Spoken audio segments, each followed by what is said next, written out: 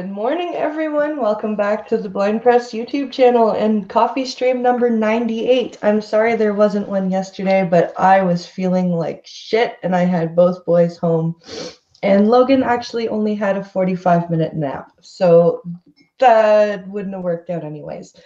But today we have our Friday guest day, and we've got two blindies in the house today. We've got me and Blind Girl. How are you, Blind Girl? Hello, everybody. I'm great. My young one gave me strep throat earlier in the week, so I've been not able to upload anything. So I am also, experiencing children troubles. Fun, strep throat. Oh, yeah, the biological weapons, right? My sister brought home strep throat from her daycare. I don't know how many times. Like, my sister's 12 years younger than I am. So, but I never got it. My mother always did. Always. When my sister had strep, my mother had strep. I have never had strep in my life. Now I'm gonna get it. Now that I've said that, I'm going to get strep throat. But so today since it's guest day, I might do some articles in a bit, but I like to talk to my guests and stuff. So, Blind Girl, tell us a little bit about yourself, if you don't mind me asking, because I know some people do. How long have you been blind? I've been blind a year and a half. Oh, wow. Yeah. I was born seeing very well. I was born very articulate. I was extremely good at computers, extremely good at a lot of things, piano. And then when I was 14, I became a type 1 diabetic. Oh. And then when I got a bit older, my health didn't really keep up well. And when I got pregnant with twins, the doctor told me, abort them or you're going to die. And I said, hell no. Yeah. So now I'm blind with kidney failure, but I have children. So, hey, why not? And you're not dead. Look at that. Exactly. And actually, that's like, I'm working on a video right now about the pro-choice, pro-life thing, because what I did notice is when I was pregnant with my twins and they said, this is really going to hurt your health, you should abort them. They really pounded that into the ground. Like they pounded and hammered that into me. And I had 4 months of hospitalization bed rest carrying these twins where they would come in every other week and they're like, are you sure you want to do this? And I'm like, well, if I give up, we have no chance. If I struggle through it, we got a little bit of a chance, so I'll take my chances. So I just went blind, but doctors like to try and predict the future, and they can't. And I'm proof of this. I was on a mood stabilizer when I got pregnant with Alex, my oldest. And I didn't know I was pregnant till I was 8 weeks pregnant. So I'd been taking the mood stabilizer for 8 weeks. And the doctor was like, there's a 1% chance of spina bifida. 1%. Do you want to abort? Oh, God, yes. And I'm like, no.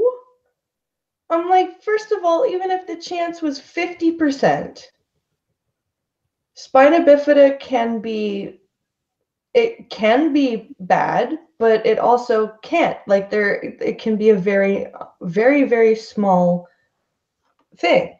Like it's a very wide range of problems. So what if they did get spina bifida, but it was one of the, more benign types, and I fucking killed the baby over it.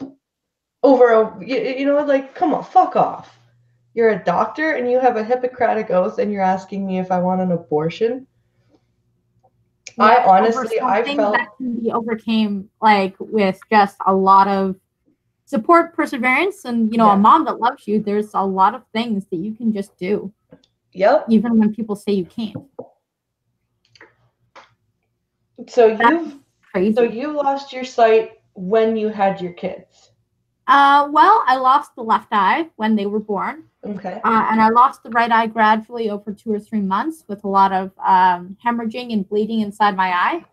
And my eye surgeon, Dr. Hurley, he kept trying to save me all the time. He's like, I am curing blindness one day at a time. And I just call him Batman. So he did like 3 or 4 vitrectomies, and he kept bringing my eyes back. But eventually the right also just went. He goes, oh, damn, diabetes got me this day. And I'm like, sorry, Batman. But I mean, and then eventually my kidneys also started to fail. Wow. They don't know when I'll be on dialysis. They give me 6 months, but they don't know anything. As far as I'm concerned, they don't know anything because doctors try to predict the future, and a lot of times they're wrong. Like they said, I would die in childbirth. I did not. Mm-hmm. When my twins were born, they were born at 24 weeks and 0 days. So it was Wow. 1.4 pounds and 1.5 pounds for both of my twins. Jeez. And when they were born, palliative care walked in and said, all right, we need to talk to you about euthanization. And I'm like, excuse me? What? They're already born and they're alive. And get this is the kicker. Okay. The kicker is that my son Hunter was born dead because he didn't have oxygen for 7 minutes. They resuscitated him. And then wanted to euthanize him. Yes. Why put him through the pain of resuscitation if you want me to kill them? That's fucked up. And this is Canada, I would like people to remember. Yeah. This is fucking Canada. You guys think we're a socialist country. You want to fucking think again here. This is... Anyway. Oh, yeah. And they would say, well, you don't know the quality of life they're going to have. And I said, because I was with somebody at the house at the time, I said, if I have to remortgage my house 5 times to build a freaking ramp up to the nursery, that's what's going to happen next. Yeah. So then they called Children's Aid on me and said I was mentally unstable. Ooh. Because you wanted to fight for your kids and give them a chance. Yep, because I had blind faith that if I killed them now, they have 0 chance. If I let them work it out, they have a chance to sink that basket and live. And as it turns out, every single day for the first week, a nurse would point at my babies and they would say, they would basically say, look what you've done. Fuck off. Oh, narrator, stop. Sorry. Okay, so they would look at me and they would look at the kids and they would say, look what you've done to them. They are in pain. And this is your fault because you couldn't just abort them. Like, you are causing babies to suffer. And every single day, they would tell me this for a week or 2. And when the boy died, it confirmed their bias. And when the girl has lived, she is now their beautiful success story. And they love her so much. She's on the wall and everything. It's, yeah. So you lost, did you lose one of them or do you have them both? Like I lost one of them, boy and you lost the boy? Okay. But at least like, and this is really like, if you don't mind we don't have to talk about this if you don't want to. It doesn't bother me at all. Like I've met a few mothers because I joined a support group at one point that were saying like, how do you get over the loss of the baby? And I said, well, I think of it as whether there's an afterlife or not. I live every day believing that if my son were peeking in on me right now, what would he see? Me crying and like in the corner in just a shroud of darkness, or does he see me getting out there and making YouTube videos and trying to make the world better than when I entered it? So I like to try and live every day as if he were watching me. Well, and to honor his memory would be to give his sister a good, happy life. Yeah, which is why she got adopted. I think that it would be, like, I think, and at least you guys, you still have your daughter, and how is she doing? Is she doing okay? She's great. I put her up for adoption because she was born so young, her vocal cords paralyzed. So she has a trach. And she has a G-tube to eat because with her trach, she didn't want to eat. So we had to put her in a G-tube because she's a stubborn champion. Just like me, she will not take no, ever. She's 3. She skates. She horseback rides. She does ballet.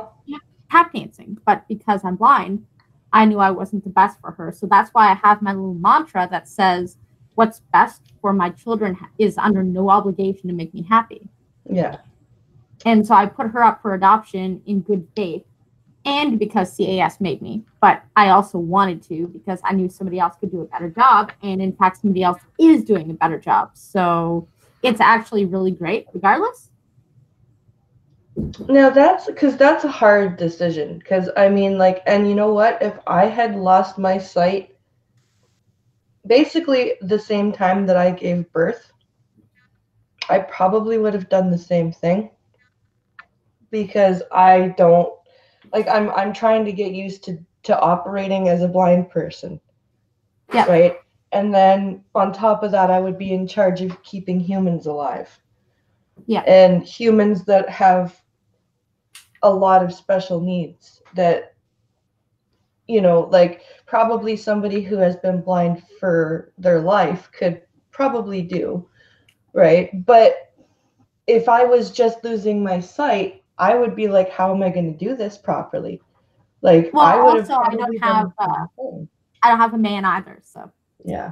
That makes it hard. It makes it hard to be a single, like being a single parent when you can see is hard. But being a single parent when you've just lost your sight and your child has a lot of special needs, like but that's a hard decision, man. And like, good on you for being able to make that and be so freaking positive about that.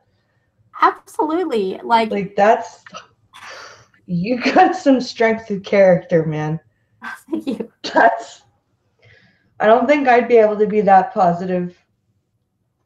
Well, my son helps me look at the world in a different way because my other child, before the twins, he is a nonverbal autistic. So, okay. No, I get it. That's gotta be fun as a blind person. No. Figuring out what you want, then I don't know if you are aware of like the text system, but it's called a picture exchange system, and I'm blind, so it's just I hate it. Yeah. So how do you guys communicate? If well, you can't I see have to pull up my phone. He gives me the picture, and then I pull up my phone, and then my phone kind of looks at the picture and tells me what it says. Him being 5 years old, he's very impatient about it, but he just has to get over it. So that's usually how it happens. Do you use TapTapSee or Seeing AI or? Yes, I use Seeing AI. I love that app. Yeah. It's my favorite thing in the world, especially shopping. I want to get Era, but it's expensive. Yeah, I prefer things that I don't have to buy because I don't know if you have felt this in your life, but nobody wants to hire a blind girl. Nope. Nobody does. I'm doing YouTube. Yep, that's why I'm doing YouTube. Yep, that's because I don't want to just be languishing on disability, right? So I'm like, I'll just do shit for myself, and I love talking to people. So I'll do YouTube. Exactly, because nobody will hire and it's funny because I actually am working on a little project called Nobody Will Hire the Blind Girl. Mm-hmm. And so I went to Walmart and I said, hey, you think you guys would hire a blind girl? And I asked this question without my stick on purpose. And there was this, I think she was a black girl because that's what my friend told me. Yeah. And she goes, well, we have a hiring initiative that includes all people of all diversities. Mm-hmm. You can read our policy here. And I'm like, actually, I'm blind. And she goes, you don't look blind. No. And I just unfolded the cane and tapped it on the floor. And she was like, and she goes, wait, are you videoing this? And I'm like, yeah, I am. Yeah, so I'm working on this little video called Nobody Will Hire the Blind Girl because everybody thinks that there's this hiring initiative that everybody is inclusive and that we're all just shining happy rainbows of people that treat everybody with respect and equality, and then you actually go there and apply for a job and they'll smile at you and they'll recite the policy 100%, but what they really mean is, yeah, we'll take your application. Yeah. Not going to hire you. We'll hire the person who has a reading disability and can't read, so that when the blind person shows up to go shopping, we'll give that customer service rep the job of assisting you. And when you're like, okay, so I need this, this, and this, and I need this specific brand, oh, I can't read. I've heard of that in the States. I've heard of blind people getting customer service reps who can't read. They get reps who can't speak English. They get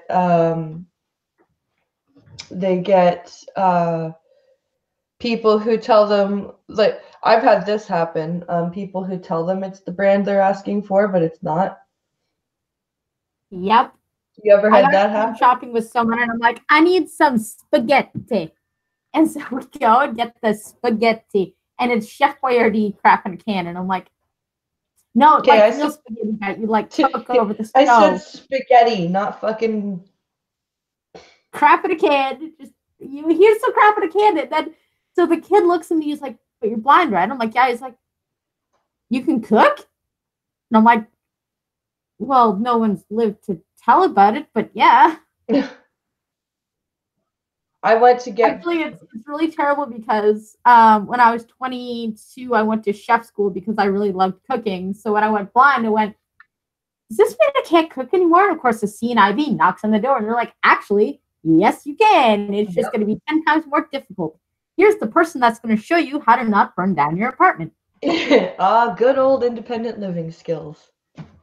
Exactly. And actually, she was really cool, but she was a vegan. And I am not.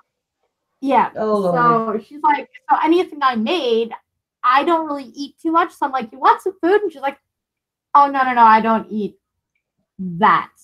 And I'm like, what do you mean this? She's like, that. And I'm like, what does that mean? She's like, I'm a vegan. And I'm like, oh, yeah, we can't be friends. So I'm sitting there, so I would ask her flat out, right? So how are you going to teach a blind person how to tell if their meat is done cooking? Yeah, because she's vegan, right? Yeah. How are you going to get in there and get your hands all dirty and stuff? Because that's part of being an ILS instructor. Exactly. You got to put your hands on shit with the blind person and tell them, show them. Well, yeah, and she's like, you can tell by smell and you can tell by touch. I suck at that because I'm a diabetic, so my hands don't really, they're kind of numb. Yeah. So I just take a picture and send it to my mom. And also, I don't know many blind people that touch their hot cooking chicken or meat or what. Like, they do have talking meat thermometers, but they are pricey, which sucks. Well, there's actually this one blind guy. I wish I knew his name. And he was like, cooking like a blind man. And he's just using a toaster oven and making a burger with a George Foreman as he's drinking beer. That is awesome. And it was hilarious. I wish I could remember his name. I'm stuck to him because he does life as a blind guy. And the blind life? Is that who you're talking about? Possibly. It's like this guy, his eyes are always closed because he never uses his eyes, right? So they're always closed. Which I never got into that habit. I still open my eyes. Well, some blind people can't open their eyes. Really? Yeah. That is cool, but not. Some people I can mess with people doing that. Like if they're born blind, sometimes they just never open their eyes. Well, I mean, that makes sense. Yeah. Like, I would use that to mess with my friends. I would walk across the road with my eyes shut and like look at people just so they notice that I don't have my eyes open, just so they can freak out and be like, oh my God, what are you doing? I would use that to mess with people. I've got the fake eyes, so I can stare at people without blinking. And it really freaks with them. Or Pincalo says that sometimes when I'm asleep, my eyes don't shut all the way. Oh. So he's like, you look like a fucking doll, and it's disturbing. And that would be disturbing. Yeah, when I first went blind, I was really self-conscious about it. So I actually started training myself to look around the room as if I'm looking at stuff and look out windows and cars and look at people in the eyes when they're talking to me. So I don't actually act like a blind person. Yeah. I will like just chronologically look around and look people in the eyes when I'm talking to them as if I'm not blind on purpose so that people don't look at me like there's something wrong with me. My mother did I don't the know same why thing. I ever thought that was important, but that's what I did. My mother did the same thing with me when she was raising me. It was always look at people when you're talking to them. It doesn't matter if you can't see them. They can see you. She worked very hard to get rid of those what are called blindisms. Okay. Like, I don't rock. There are a lot of blind people that rock. I don't rock. The one thing I do is if I'm on the phone or something and like I can't sit still, like I have to walk around the house. It's kind of weird. It pisses Pinkalo off sometimes. He's like, "Would you stay in one spot?" I pace when I'm talking to. Oh, Pinkalo says, "No, what freaks me out is when I wake up and your eyes are open, but you're snoring." Yeah, I think that would kind of freak me out too. Yes, it's Tommy Edison. That's the person you're thinking of, the blind guy, Tommy Edison. Yes, Tommy Edison. Yes, I love that guy. I like bow down to his humor at all times. Anybody that can make fun of the terrible things in life, I am a fan of, just because I don't think it helps anybody ever to just sit there and go, "Oh my God, I'm blind. My life is over." Like, yeah. I can't do that. Anybody that's like paralyzed that can make fun of themselves, anybody that, you know, has had some kind of terrible loss and can find some kind of bright ray of sunshine, I usually love those kinds of people because they're what kind of keeps humanity going. Yeah. They are. Especially in the state of victim status at the moment, I really idolize those people because they're the ones now going against the stream of victim status, which just makes me go crazy.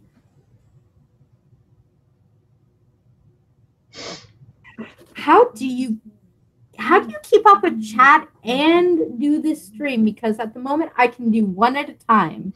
So I've got my Apple earphone in my left ear and it's plugged into my computer. So I'm listening to you through that. And then I have my Bluetooth headset for my phone paired with my phone on my right ear. And I'm just listening to voiceover through that so it doesn't. Because at the moment, as I'm talking to you, it's in real time. But if I were to put my cell phone headphones on to read the chat, our voices would come in like 5 seconds delayed. So yes. I just wouldn't be able to focus. Maybe I just suck at multitasking. If it throws, because I've got it going on as well to make sure that nothing drops or whatever. But I'm really good at tuning out extraneous stuff. You'll get there. It takes a long time. I think that's why I like YouTube video making versus live chat, just because I wouldn't be able to do this. I wouldn't be able to do it at all. Yeah, Pinkalo's the one that does all the video editing for me because I have no idea how to edit a video. So he goes on my computer. He hates Apple though. So when he's editing a video, he's like, "Fucking iMovie!" Ah! You can always tell when he's editing a video for me because you keep hearing random "fuck you" from downstairs. Oh yeah. But I like, because I always used to play back when we had cassette tapes. I used to record myself pretending to have a radio show. Oh, that's so cool. This is like basically my chance to have a radio show. I used to do something slightly more cringy. My little brother is gonna hate me for admitting this on a live stream, but he used to love to pretend to be in Riverdance, so I would help him. And then we would get all of our little neighborhood friends and all of our family members, and we would pretend that we were in Riverdance together. There's 8 years apart between us, so it's extremely embarrassing to a millennial to have to admit that. Yes. So that's my when he gets married, that's going to be the story I tell everyone. RVA says Blind Press is badass. Thank you very much, RVA. Yeah, it's true. Blind Press is pretty badass. She had to teach me how to do a live chat. And actually, I called my mom and I'm like, Mom, can you help me use Google Hangouts? And she's like, what's Google Hangouts? And I'm like, I don't know, but let's try it. And as we're live streaming and talking on the phone at the same time, Chadwick just goes, hi. And I just stop and I'm like, oh shit, there's somebody here. No, there's evidence. That's what happened till it's. That's how the Lords of the Night got started, with Ranting Monkey and them. Him and Scribelight just did a test stream, and like 100 people showed up. That's hilarious. And I really like Monkey, so I guess maybe that's okay. I follow Monkey and Bear and Drunkle and all the kind of lower key skeptics, just because I know anybody with like 500,000 subscribers or higher is never going to notice me ever. Yeah. And I mean, why would they? I'm a beginner YouTuber. Like they probably took years to build up their following. So, I mean, kudos to them for not noticing me, but sad tears streaming down my cheek. Like if I could get Barry Sugar Tits to ever notice me, I would die happy. Oh yeah, I know, right? Like apparently Cognitive Thought was talking about me on his live stream the other night, and I'm like, okay, that's cool, but yeah, that's cool. I think I'd be so nervous I probably just wouldn't say anything. I'd just stare at my computer screen like, oh my god, they're here, and that would be it. Pinkalo said Wednesday night she was doing that and playing PS4. Yeah, I was. I had my Apple earbuds in so I could listen to Minions of the Zoo, because I was on Minions of the Zoo, and then I had my big headphones and had the phone plugged in, or had the headphones plugged into the controller, and I was playing Mortal Kombat on Bluetooth. Oh, it was because I have a Bluetooth controller. Okay, that's pretty badass. Yeah. I can't do video games, so that's pretty awesome. Well, I mean, I can do video Jesse games. Says, really suck. Yeah. Jesse says Cog is fun. What'd you say? Cog is fun. He likes when I come on Discord to chat. Yeah, I should do that at some point. It's just when he's streaming, my kids are always home and loud. Because they're 4 and 2. Aw, thank you, Zach. You're so awesome. Never be nervous. Everyone who does YouTube is just a dude. Yep. Actually, I get called a dude a lot, so that's hilarious. I have a couple of friends that are just like, you're not a chick, you're a dude. You got balls, you're a dude. Because every morning I go on to News Voice and I get my dose of news from left, right, and centrist. Yeah. So by 10 o'clock in the morning, I'm vibrating with all of the rage of the stupid. Well, that Twitter video that we were talking about on Twitter this morning, from that fucking infanticide promoting representative from the district in Virginia. Well, and I'm just like, this is the shitty part of this bill, okay? Is is when you talk about the bill and you say, dude, they're talking about if a baby is born already, they resuscitate it, keep it comfortable, and then decide whether they should kill it or not. And when you try and bring up that part of the conversation, that part of the bill, and say, guys, this, like, you're killing an already born baby, they go right back to their little NPC. Well, what you're really trying to do is control women's bodies and control this. And, you know, women are the only ones that should be allowed to say whether we can kill babies or not. And blah, blah, blah, blah, blah, blah, blah, blah, blah. And they just keep going. And we're like, no, no, no, no, no. What we're telling you is the baby is born, it's resuscitated, and then kept comfortable until you decide whether you're going to kill it or not. Yeah. What part, at what point do you not stand there as a woman and go, what the fuck? They're already born, but then they died, but you resuscitated it just to kill it again. Why? What is wrong with you? And what I find the most insane about the way they talk about this is that the left will be the first to say, you're a Nazi, you're a Nazi, you're a Nazi, you're a Nazi. But if you look at the bill, they never specified what ailment the baby could have to be killed over. So, God forbid they find the autism gene. Down syndrome, they're trying to eliminate that in Iceland. Other deformities, maybe even mental deformities, you know, like maybe even just a crappy nose. Like, what specifically classes as something that you can kill a baby? And then once you start getting into those waters, that's eugenics, and that's exactly what a Nazi performs. So that brings me up to the point where, you know, making, like, resuscitating it, making sure it's comfortable, and killing it. That just sounds like something Mengele would do. Yep.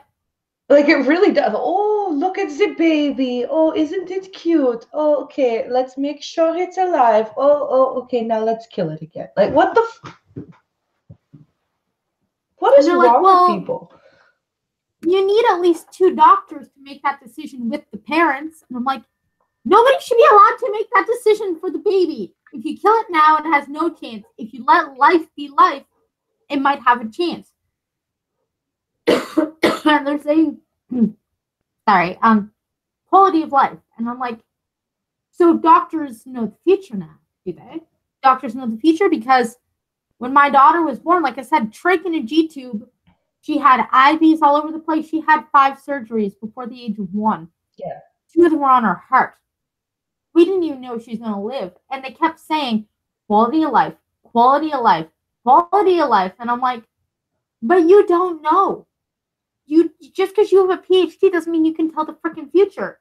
Yeah. And so I don't know if you've covered this statistic before, but what has come out is that in the Black community, there's actually more babies being aborted than born in the entire population in the United States. Yeah, isn't it something like 36% of abortion rates are Black children, or done by, or Black mothers getting abortion, and they're only 12% of the population?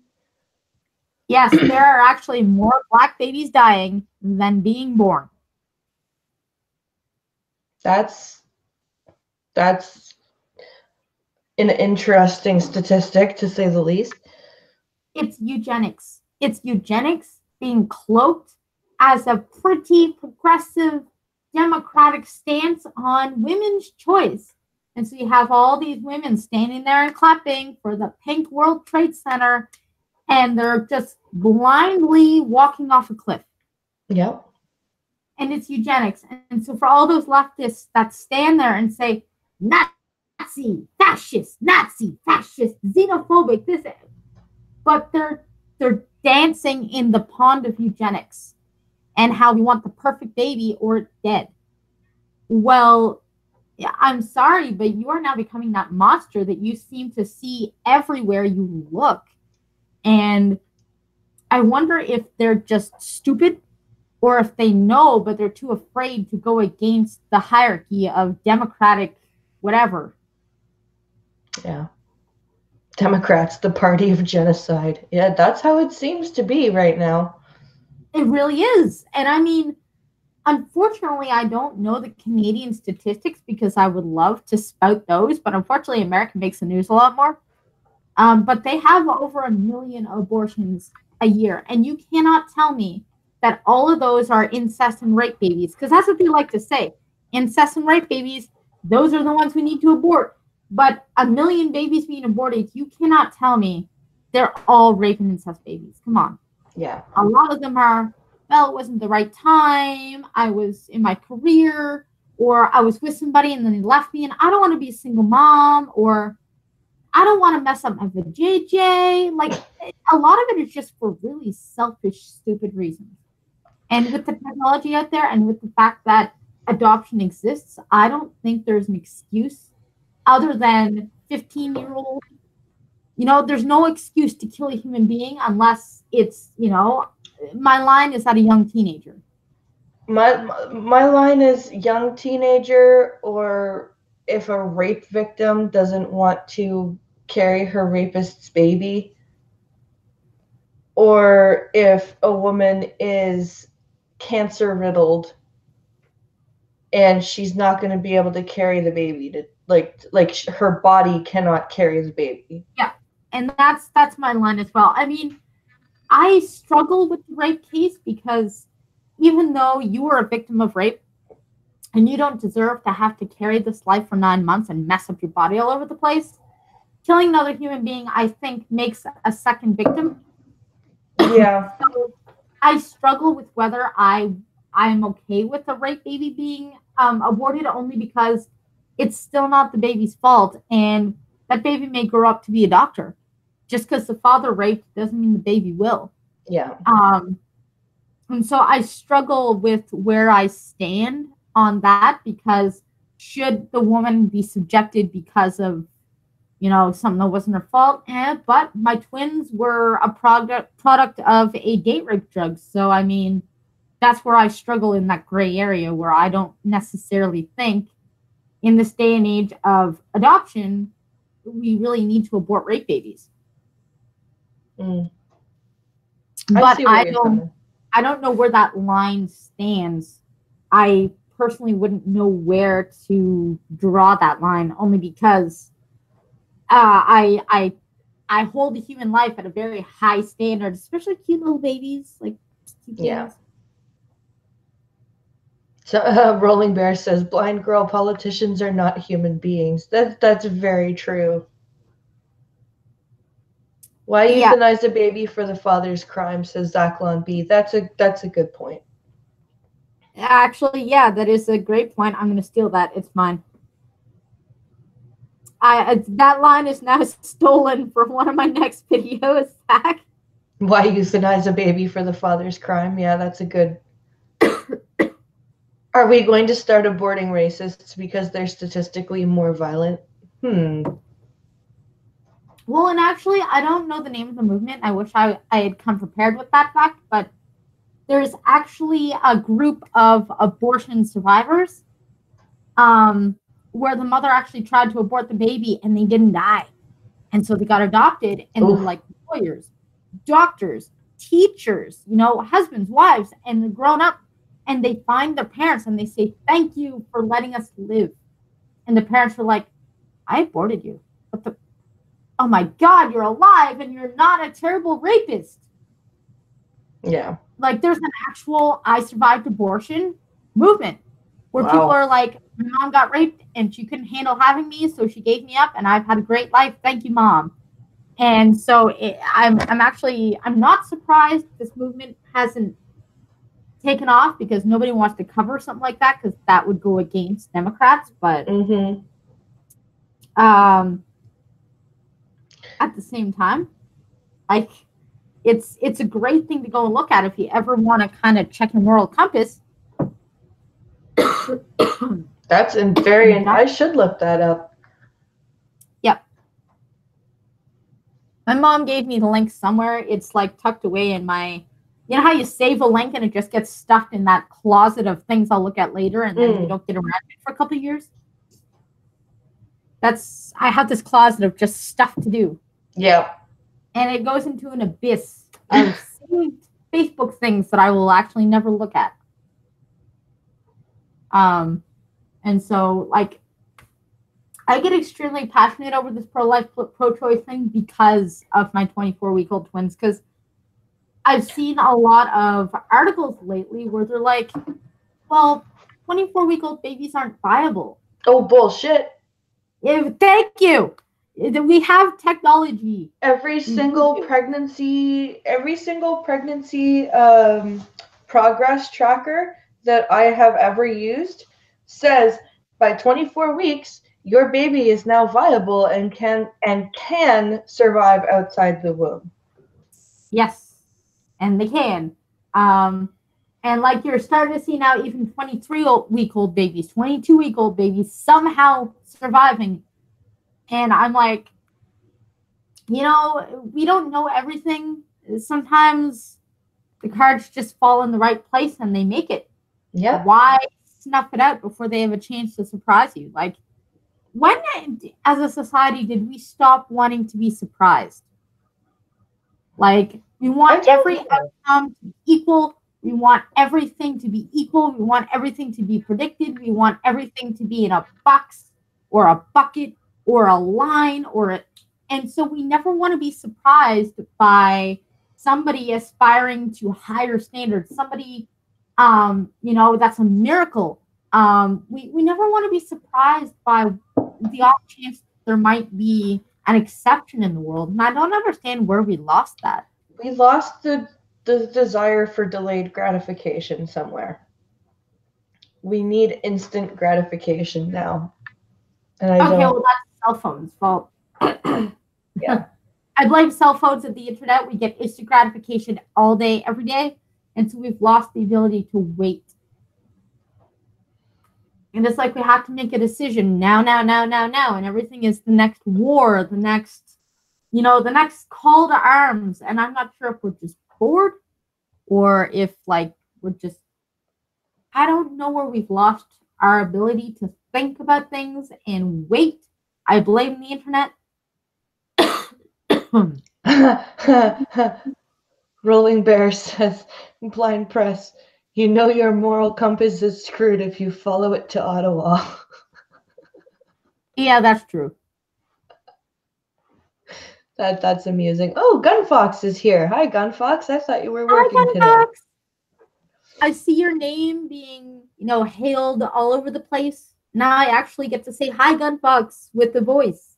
Yes. Chadwick says, when my wife and I first got pregnant, we went to Planned Parenthood for a pregnancy test, and we were attacked outside the door because everybody was just convinced that we were there for an abortion. That's fucked up. It is. And I mean, I feel like, especially at these Planned Parenting places, that it's not going to be an option. It's going to just be something that's pushed on people because they think that's the right thing to do. Yeah. Damn, my son. Really? Who's the guest, says Jacob. This is Blind Girl. There's two blindies here. Yeah, I actually use that nickname pretty much everywhere I go, just because it makes people annoyed. Like, I go to the pharmacy and I'm like, Blind Girl here. And they're like, hey, Blind Girl. And people are like, why would you call yourself Blind Girl? I'm like, because it makes me interesting. And they're like, that's terrible. And I'm like, why is that terrible? It's just Blind Girl. I have some blind, well, I'm not friends with them anymore, but when I would go on this voice program called Team Talk, I used Blind Press as my username. And they're like, oh, why are you Blind Press? I'm like, because that's my internet name. That's what I go by. And they're like, why do you have to have blind in your name? Why do you have to point it out? I'm like, because I'm blind? Like, why are you so offended that my name is Blind Press? You're blind too.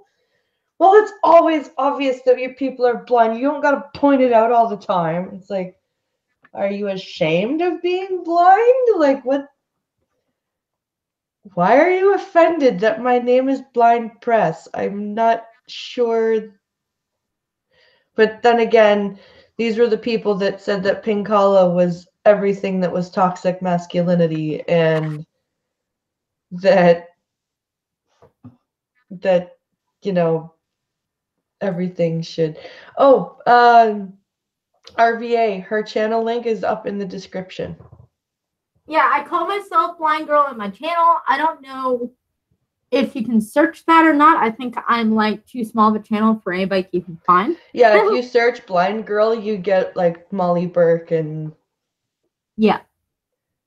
So yeah, I put Blind Girl's link to her Twitter and to her YouTube channel up in the description of the stream. Hi, Cynical Lindsay. You have joined us. Hello.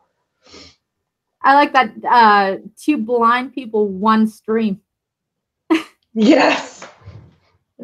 See, I thought about saying that, but I didn't want to take 2 girls, 1 streams joke. It's just, but that was hilarious. That was good. I can do that. I can deal with that. Oh, Cynical Lindsay says, I just want to say I love Blind Girl's avatar. Oh, thank you. It used to be of my son, and then someone pointed out, Blind Girl, if by any chance you offend the wrong person, like say Antifa, they're gonna find your son. And I went, oh crap! So I changed it to a cat.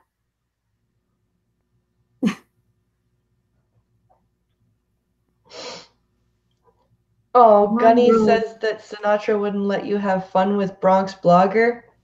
Well, if you've got some savagery, you could always throw it my way, sir. if you're of the mind. A double-blind test stream.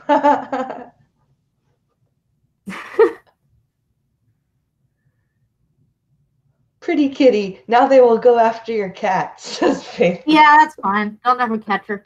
They'll dox the cat. She's feral. Hashtag dox the cat. Yeah, I've almost been doxed a couple of times, cheesing off Antifa, because I said, you know, they were terrorists when they went after Tucker Carlson. And so I'm like, they're like, you know, we could find you. And I'm like, you're in the States and I'm in Canada. Good luck with that border. And then like a few weeks later, Antifa was in Ottawa. Cats were protesting about the globalization of Canada with Trudeau and all that. And I'm like, wait, they have a faction in Ottawa? Ah, crap. And I didn't leave my apartment for like a week. Yeah, they're in Toronto too. Yeah, I didn't leave my apartment for a week after I found out that Antifa was in Canada. I was like, I was taunting them. I'm like, oh, you're in America. You know what? I can do whatever I want. I'm not afraid of you. I'm Canadian. And then they're like, Antifa, counter protesters, 8 of them were arrested yesterday on the Hill. And I'm like, oh, shit. Shit, what did I do? Maybe I should get a virtual wall, and maybe I should change all my avatars so my children aren't there, because I used to just be a lame Facebooker that just have all of my children on display, and I had nothing to say. I never rocked the boat. And then I started getting very angry at things like hate white people. And I'm a native, but I look like a white girl. So it's very easy for somebody to look at me and be like, you're white privilege. And I'm like, actually, I'm Mohawk, bitch. Yeah. And they're like, you don't look like you're a Mohawk. And I'm like, my grandma's German. Okay, leave me alone. Not my fault. She's white as a cracker. Okay. Yeah. And she's very German too. My grandmother's like super German. So like, she would look at a black eye and, you know, say some pretty bad things, but she wouldn't hate them. She would just say slang about them because she would watch the show all the time, and that's what they did. She's very traditional, but she's a nice lady. If she saw you starving, she would feed you. If she saw you cold, she would clothe you. But she would also use, you know, derogatory terms because she's 90 and that's how she grew up. Yeah. And I don't think snowflakes understand that. I think if All in the Family were playing on air today, we'd be in trouble. Oh, yeah. But I love that show. All in the Family is hilarious. Yes, it is. Archie Bunker is legitimately my grandfather. Like I could put them side by side, and they talk the same, they walk the same. They were even just as chunky. Like they were short. They each had a chair. Like, my grandfather talked just like Archie Bunker. My great grandfather's was the same way. My great grandmother called him Archie actually as a joke. Oh, yep. My grandfather called my nan Dingbat. Oh God. She didn't mind. She Archie. Oh yeah, she like. I mean, for a long time, I kept really quiet about things, but there came a point in time where it just became too much, and I'm like, okay, I got to do something. And a lot of the Native community around me, they're like, but you are not an influence for anything. Why would you say anything ever? It's not going to change anything. Just say, not my monkey, not my zoo. Yeah. And I'm like, well, if everybody had that attitude, we'd never get anything done. And I'm like, that's probably why all the natives get screwed over all the time, because no tribes can just band together and figure out what direction they want to go in. Yeah. Everybody's always fighting and going, not my monkey, not my zoo. Let the other people figure it out. Let somebody else deal with it. And I'm like, at some point in time, for example, the Islamic Party of Ontario. Oh God. Like, if we don't make anybody aware of this, my little girl that survived all this trauma as a baby, her generation is going to have to face Sharia law. But yeah. If I just look the other way. If I just look the other way, my son, who has my white skin but my native blood, they're going to say, you're just a white male. You're just a white male. You don't mean anything. And that's going to be my son. Well, I'm worried about my kids. Like my kids are only half white. Because Pinkalo ain't white. he's But it doesn't matter if they are a boy. But they're boys. They're both boys, and this Islamic Party of Ontario is terrifying. Like the fact that they've moved here, they've wanted to come here for quote unquote refuge, and then they want to start the Islamic Party of Ontario and say that Islam is the religion of Canada. Well, it's the native religion of Canada. Fuck you. No, it's not. What's really crazy about that is if you question it, if you go up and you say, hey, like Islamic Party of Ontario, what the hell? You're not our values. You're not our this. The guy that started it, I'm going to be quoting really sketchily on this because I'm not as educated as I'd like to, because I just got over the Covington boys. But they will say, well, we don't represent traditional Islam. I mean, if you look at it, we're getting tons of death threats saying that we don't represent the Muslim community. So we're not like those Sharia law guys. We're not like those extremists. We're a nuanced kind of Islam, and we're a good Islam, and we're the religion of Canada, really. And the natives are like, what? No, you're not. We are. But none of the natives care because it has nothing to do with money they're getting.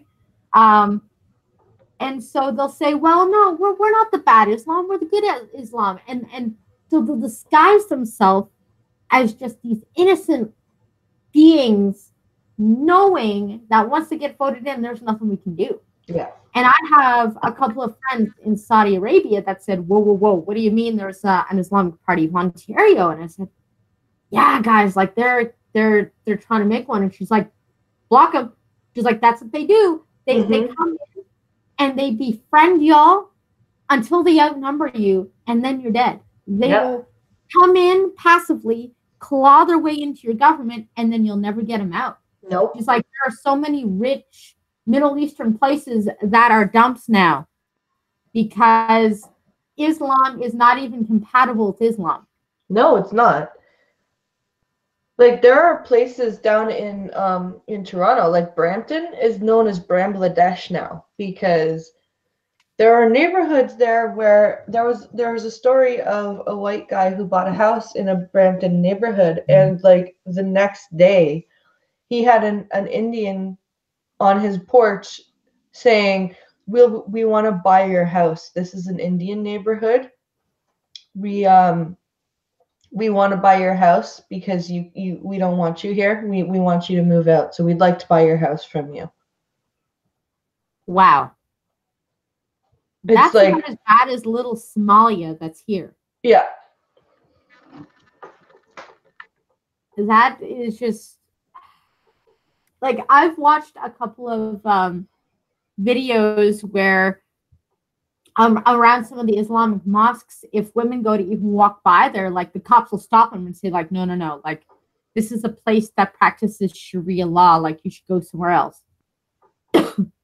I think the video I saw was in Australia, but I wouldn't put it past it to be in other places as well. I have no evidence to support this, so unfortunately I can't give anybody a citation, but I see Canada as a land that tolerates intolerance. Yeah. And Canada has had a problem with this for a very long time, where we've always tried to tolerate intolerance. And it goes way back even to like the French versus English, Quebec versus Ontario. 2 countries, 1 pocket. How do we run 2 countries out of 1 pocket? And the answer is you can't. At some point, you got to just reach across the aisle and reach a little bit of a compromise. You can't run 2 countries out of 1 pocket. And so when you've got these places like Gay Village, Little Somalia, Sharia law districts in a country that doesn't, like, you know, like you can't have your own little countries in a big country.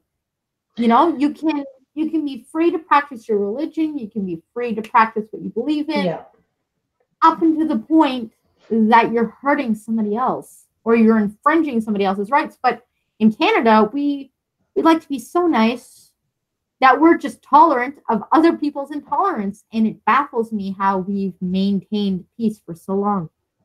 It really does. Correction. Pincalo says, Pincalo's correcting me, which is, it's true. He says, be careful, those aren't Muslims. Brampton is Sikhs, not Muslims. Big difference. Yes. Big difference between Sikhs and Muslims. And he also says, the thing is, if you look at it, there is going to be a war, but it's not going to be between Muslims and non-Muslims. It's going to be between Sikhs and Muslims. Yeah. Because the Sikhs actually came here and began, like, assimilated. The Sikhs came here and, like, they still practice their religion. They still wear their turbans, right? Yep. But they're proud to be Canadians, too. Like, a Sikh is very, like, there are some very patriotic Sikhs here. Well, I mean, it's really not hard to assimilate to Canadian standards. Like, it's really not that hard. We don't really have that many rules. You know, you can basically do what you want for the most part. We don't have that many legislations. So to come over to Canada and be like, it's so hard to assimilate because, like, you guys are just so toxically white. It's like, dude, like, go to China. Yeah. There was so many freaking rules in China. You come to Canada, it's not hard. I mean, there's a culture shock, but I mean, essentially, if you want to maintain your own culture and your own religion, you have the ability. We have Middle Eastern stores. We have Indian store. We actually have a store that's called Middle East Food. Yeah. That's their name. Middle East Food. It's not hard to assimilate. And so now you're left with one of 2 options. Either they're just really fragile or they didn't come here to be a Canadian. They came here because they wanted our stuff. Yeah. And I've had this argument with quite a lot of people when they say, well, you know, a lot of these migrants, they're just coming from places that are not as good, and they need Canada because we're better and we don't kill people and this and that. And I said, okay. All right, so you got a house and I don't. Yeah. you got more stuff than me because I'm a blind girl and nobody hires the blind girl. So does that mean that when you come home, I should be allowed to be sitting on your couch because you've got a better life than me? I deserve that life. Yeah. I deserve that. I'm going to take it now. I'm just going to walk in and sit on your couch. And when you say, hey, this is my house, like, can you at least ask before you walk in? I'm going to be like, go fuck yourself. You have privilege. Yep. And you have privilege that I don't. So therefore, give me your stuff and let me sit in your house. Yep. And then it'd be like, if I came into your house and you're like, hey, blind girl, could you take off your shoes? And I'm like, why? No, I'm not going to take off my shoes. It's my culture to walk snow all over your floor. Like, yeah. That's what other people are doing. Well, it's not in your culture to behead people, but it's in our culture to behead people. And I know you're asking us not to kill people, but screw you, so to speak. And so, like, I don't understand why people have been disconnected from making that connection that you can, yes, be nice and respectable to people, but at the same time, if they're not going to give that same courtesy back, I have no obligation to help you. No. I would want to help you if you were a decent... Jesus, cat. Okay, I would want to help you if you want to also make this a two-way street, but they don't. And I hate to use generalizations because I do have friends that wear hijabs, and they're perfectly decent people. But I've also had friends I've had to get rid of because they wore hijabs, because it just...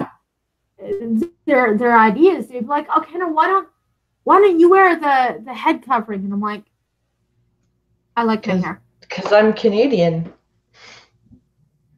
I'm like, it gets really hot in the summer, and I like to wear my toque in the winter, and this just doesn't fit a toque. Like, no. And they're like, well, it's a personal choice. Like, it's not like it's mandatory, but, then why are you bugging me about it? Exactly. And I was watching, I think it was Sinatra's new video where they were teaching children about the headdress. And they were saying, oh, it's a personal choice. It's a personal choice. And if you don't want to wear the whole headscarf, you can wear a baseball cap like one, or you can wear the neck one. And I'm like, yeah, go over to Saudi Arabia and say that. Get off the plane with your baseball cap hijab. See what happens to you. And if it's a personal choice, why are you forcing the different kinds of... Is it a personal choice to wear it, or is it a personal choice which one you wear? Because it seems to me that it's a personal choice of which one that you wear, not whether or not you can wear one at all. Well, they're trying to tell children that Islam isn't authoritarian. It's a friendly religion. And I'm like, okay, you know what? Here's my second click to Nazism. So how Hitler got the next generation to follow his rhetoric was in schools. They burned all the books they didn't like, and they taught only the things Hitler said to learn. Yeah. So children would grow up essentially hating the Jews because that's what they were taught their whole life. Their whole generation was taught to hate the Jews in the schools, in the churches, everywhere. That's all it was. And they burnt all outside influences. So now you've got people teaching that Islam is a safe, happy religion. You have people teaching a 7-year-old can be a transgender. You have people teaching all of this leftist stuff in kindergarten, in preschool, in elementary school. And so my question is, why are you teaching our children this stuff? This isn't your job. If you're in a public school and it's not our job to make children pray to God every day, why is it your job to teach LGBTQ stuff and Islam stuff? Okay? Yeah. Get your own private school for that. But I think it's interesting that we're trying to indoctrinate our children with all this stuff. And that's what they did over in Nazi Germany. And so here's that parallel again where the left is like, if you don't agree with us, you're a Nazi. And they're doing exactly what a totalitarian, Orwellian system, authoritarian, whatever you want to call it, they're leaning in that direction, and I don't think people are going to realize it until it's gone really too far. Yep. Because if killing babies isn't too far, and having drag queen kids at 10 years old is not too far, and saying, white genocide is not too far, where is too far? And where do we get to that line where people finally stand up and go, wait a minute, we've gone too far? Yeah. It's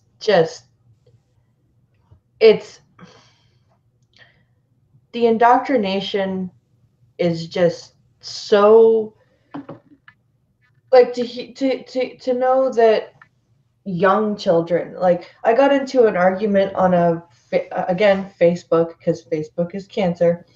Yes. I got in an argument in a comment section on Facebook because there was an article about transgender children. And somebody was like, there are literally no children who are taking hormone therapy and getting surgery done. That's just fear-mongering. And I'm like, okay, well, that's just not true. Yeah, that is not true. I have personally read, I think, in the last 2 weeks, 3 different articles about 3 different children, the oldest of whom was 8, who were going for the entire full conversion. Yep. And one of the articles, the mother that insisted on this happening was a fucking pediatrician. Yeah, well, she should lose her license immediately. Exactly. Like, how are we okay with this child abuse? Well, any pediatrician that understands that the child taking hormone treatment will not be able to change back, will not be able to bear children, the fact that the FDA still doesn't understand long-term side effects because it hasn't been a thing long enough to study long-term side effects, the fact that the transgender community right now has the highest suicide rate of all the communities and demographics. For a pediatrician to ignore all of that and continue with recommending, hormone therapy, they shouldn't have a license to practice because that's just negligence.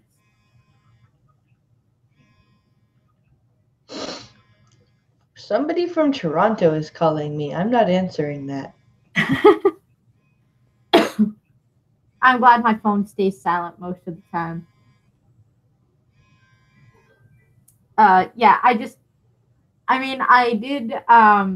one of my second and third videos actually was on trans kids and on drag kids because they were saying, well, at 2 years old my kid, at 3 years old my kid, and I had just in tandem after doing this kind of watched Ben Shapiro for a bit, and he was saying, well, wait guys, kids 10 and under don't have the hormones to predict who they're attracted to, what sexual orientation they are. They don't have those puberty tickers, those hormones, those, I'm going to call them sex hormones because I don't know what they're actually called because I'm not educated.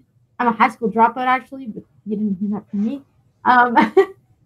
And so children don't have the hormones to say I'm gay, I'm lesbian, I'm trans, I'm really a boy, I'm really a girl. It could very well be a boy just liking to really just like to do girl stuff, like a girl liking to do boy stuff, and the parents taking it to the next level for them instead of letting it be what it is.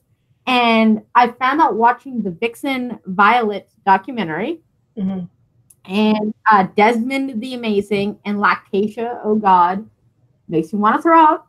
All 3 of them have one thing in common, and that's their parents let them watch RuPaul's Drag Race. Yep. And children are smarter than what we give them credit for because children have this innate ability to manipulate the shit out of us. That's their best skill.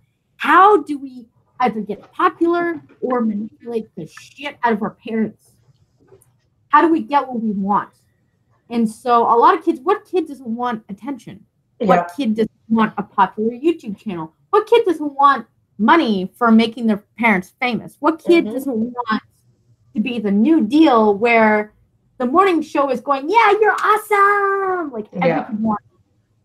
And so I wouldn't put it past a kid to manipulate their parent first, or a kid to say, I really want to get famous. How do I make it okay? And then them connecting it to RuPaul's Drag Race and connecting it to, I would be the first kid. Yeah. I can, do that. And him manipulating everybody into thinking, yeah, he really legitly is a trans kid, an LGBTQ champion, a drag queen. No, this is a kid that just played dress up, that just manipulated people a bit, and the parents saw a golden goose laying golden eggs and took it to the next level, and that's why they have a drag kids store. Which is just fucked up. Like, to me, drag kids is just as bad, if not worse, than those beauty pageant kids. Those poor girls in the fucking beauty pageants with their moms. Like, she's doing this because she wants to. Like, really? I think the episode, it was Tots and Tiaras. I was watching it with my my girlfriend. She was into like the Maury scene, the Tots and Tiaras, and the 16 and pregnant or whatever it was, because that's what she did, because I guess she had no life. So I go upstairs and hang out with her because she's my neighbor, and she's watching Tots and Tiaras. And there was this, I think she was 3. She was a 3-year-old, and she was a beauty queen, and she was gorgeous. But she was getting tired and cranky, and she just wanted to go have a nap. And so the mom goes, time for your juice, and it's an energy drink. She's 3, and she's giving her Red Bull. Oh, my God. And I'm like, how is the cameraman and all that's involved not arrested right now? Yeah. Like, what is this? And what I think is interesting is the Democrats railed against that and said, like, stop exploiting women. But boys, it's okay. Yeah. It's okay, boy. Yeah, exploit the fuck out of boys. It's fine. Exactly, because, I mean, toxic masculinity. And I'm actually, like, currently in a snowflake melting competition on Facebook. Oh, God. For my dose of cancer, because they're like, well, toxic masculinity because men rape and men cheat and men do this and men blah blah. And I'm like, okay, toxic femininity, bitch. Yeah. And they're like, what? And I'm like, well, technically, moms drown the kids and some badass bitches cheat. I mean, come on, where'd we get the hooker thing, you know? Mm-hmm. And they're like, yeah, but I'm like, I'm like, if you're going to demonize an entire gender for some men just not being marryable, yeah, then you gotta look at women and be like, you all bitches. You know, if one woman's going to cheat on a man, then I guess we're all toxic. Yep. And she's like, well, that's not fair. And I said, I just pointed out some hypocrisy. You just agreed that it's not cool to demonize all women for one woman. Why is it okay to do it for men? And they're like, well, because there's so much more men doing bad things than just that one girl. And I'm like, yeah. Women are perfect in every way and never do anything wrong and must be protected, says opinionated Scotsman. Yeah. Stunning and brave. So stunning, so brave. Oh. It's disgusting, like, and it's so sexist to think that way, right? Like, women can do no wrong and men are evil. It's like, how do they not see the sexism in this?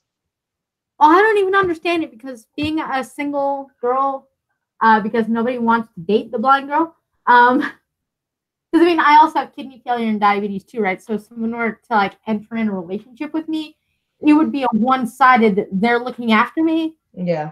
Not too many men really want to do that. And I don't really want to put someone in that position to have to do that. Well, you want to be loved. You don't want to be pitied. Yes. But the problem is that every time I got to open a pickle jar, I think to myself, where's that toxic masculinity? Yeah. I could really use that right now. So true. And my little brother is such a wuss that even if he was here, I don't think he could open it.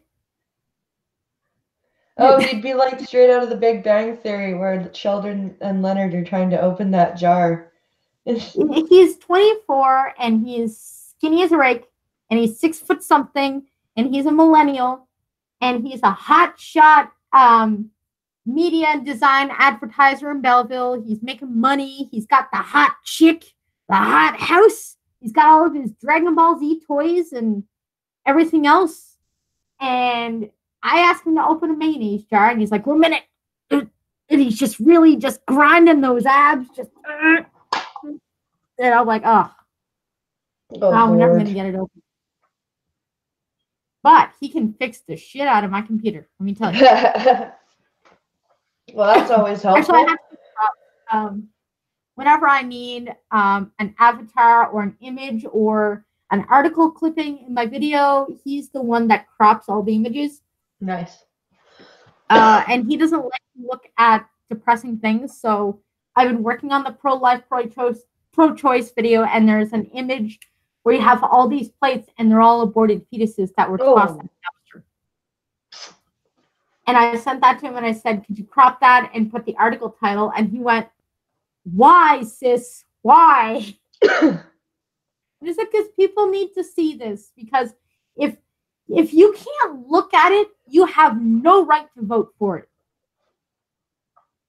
Like, if you're going to vote for the killing of babies, you better be able to look at their dead bodies. Yeah. If you can't stand to look, you have no right to vote for it.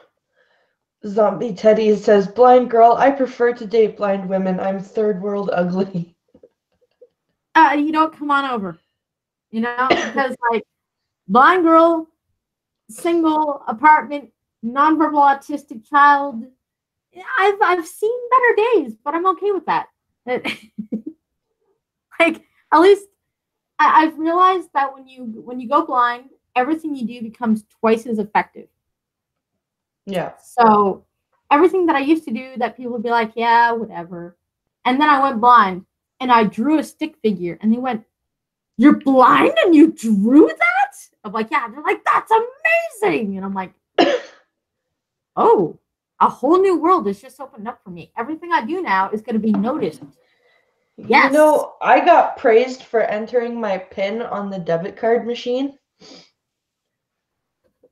It's like, that's amazing that you can do that. And I'm like, I just pushed 4 buttons. What the? That's crazy.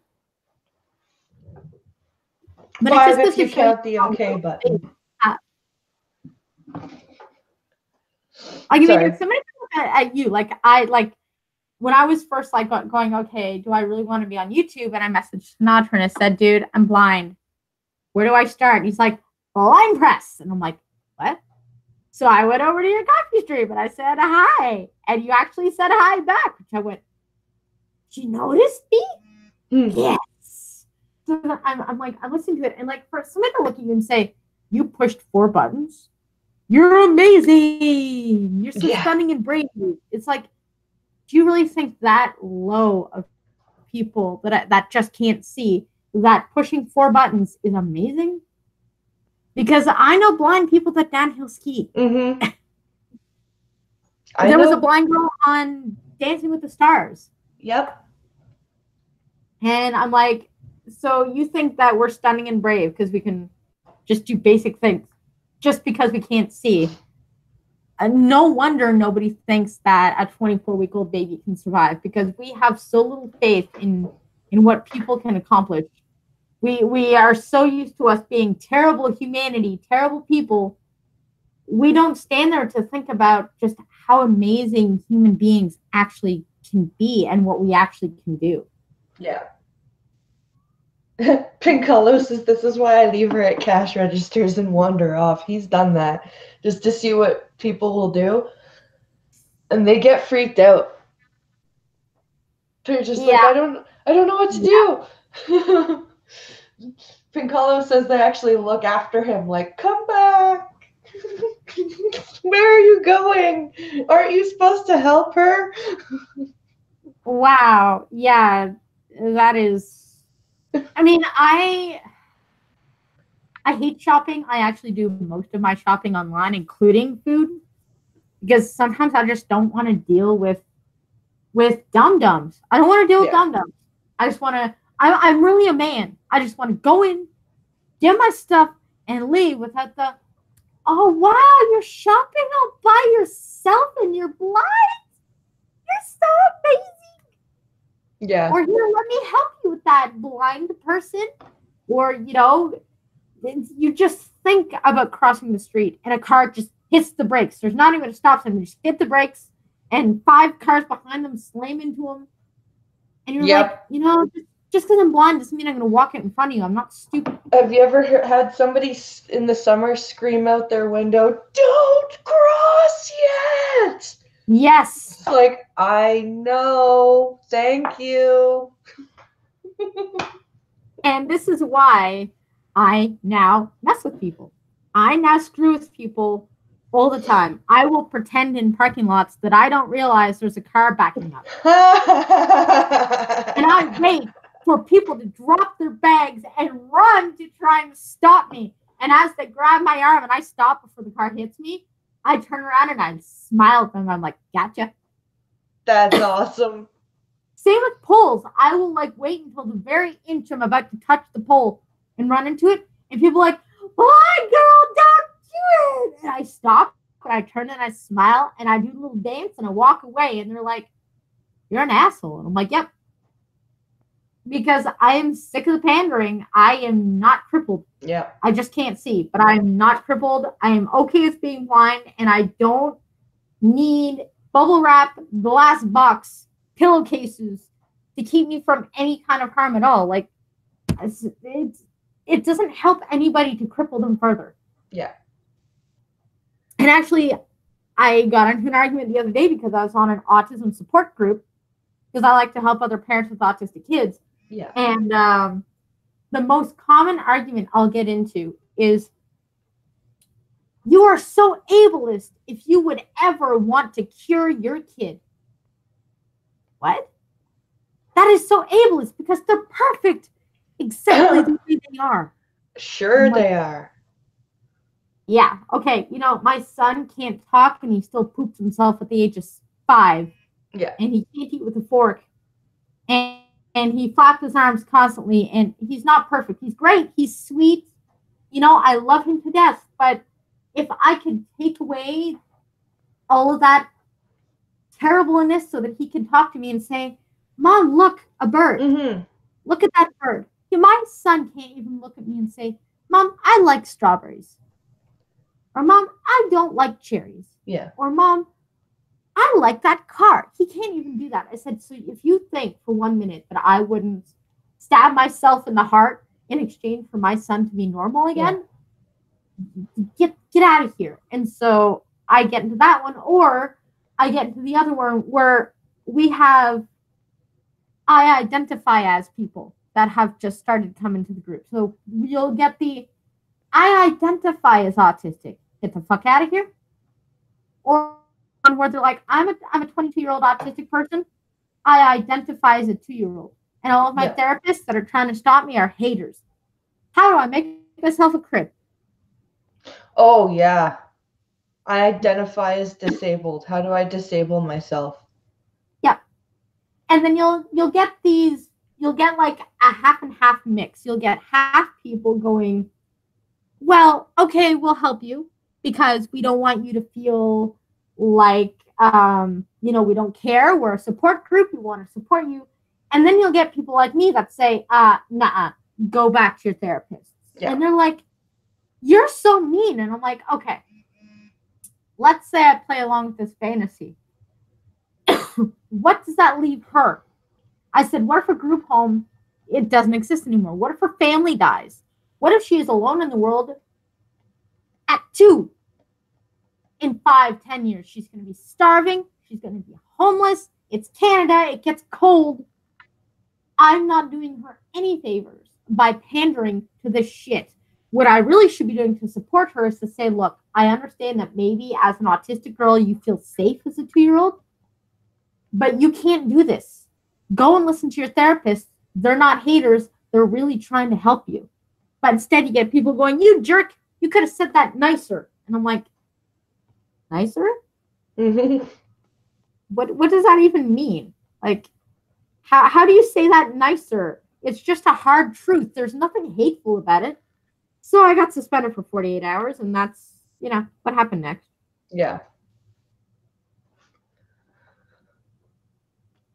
Sorry, I'm texting my orientation and mobility instructor. We have a lesson after the stream. Ah, it's all good. Do you get O&M? Huh? Do you get O&M? Orientation and mobility? Nope. No? I don't use any of it. I did mobility for 2 or 3 months, and I got the knack of it pretty quick. I realized all I had to do was trust my stick. Yeah.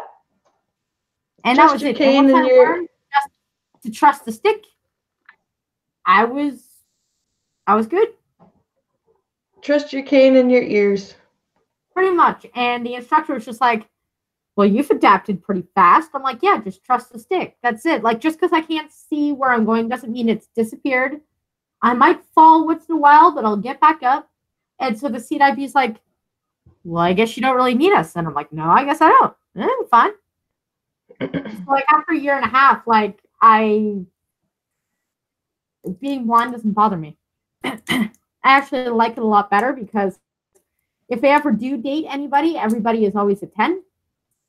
I'm never going to have to see myself get old, which is great. And I can now play with my cat, and it's a lot more fun because she gets better of me every time. Like, I used to just own my cat every time, and now she's like, I'm going to quietly walk up behind her and just jump on her face. And she's not going to know it until it hits her.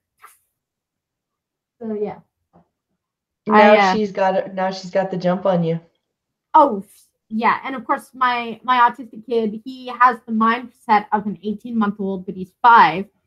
But he does understand that I'm blind. Oh, kids do. Kids, both of my kids, even he's not even 2 yet. He's 20 months old, and he understands. But my 5-year-old my 4-year-old gets it. He's like when I ask him where's the remote, and if he sees it, he's like, it's behind you, or it's to the left, or it's like he knows. Yes, so does my kid. Unfortunately, he uses it to his advantage. Yeah, my oldest has tried that a couple of times, but he usually gets in huge shit for it. I know that it's like a little different for you because you got to figure out, is he doing this because he knows, or is he doing this because it's it's he knows, but yeah. Here's the bigger problem. How do you discipline somebody who doesn't understand what discipline is? Yeah. You can't. No. And so this is the kind of dumb shit that my son will do just to get under my skin.